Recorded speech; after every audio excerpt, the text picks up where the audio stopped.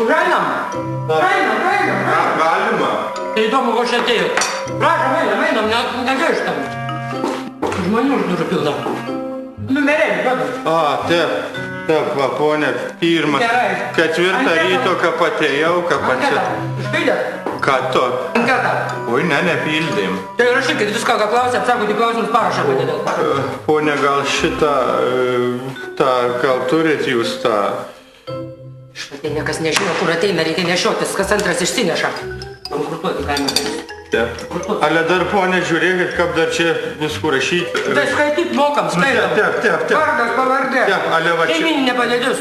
Vo, čia šeiminė padėtis, tai kaip čia dar ištekėję. Nu, ta prasme, vedęs. Nu, tai kas dar yra šeimoje vaikų, yra? Turiu 7 vaikus, 2 nuo praeitos žmonos, 2 nuo dabartinės ir 2 mano. Nu, man neįdomu, kas kieno vaikas. 7 vaikai. Nu, taip, 7 vaikai. Nu, tai gerai prisidirbęs, o dirbt, ką nors išskyrus, tai dar mokam.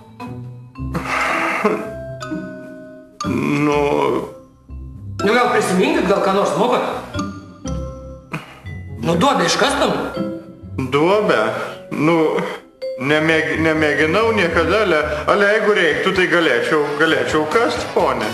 Nu, jeigu nereiktų, galėčiau nekast, nu jau čia kaip jūs pasakysit. Tai aš jums pasakysiu, kad jūs jau duobę kaip ir įsikasėt. Sekantį. Leperkūnas, tai čia dar ne.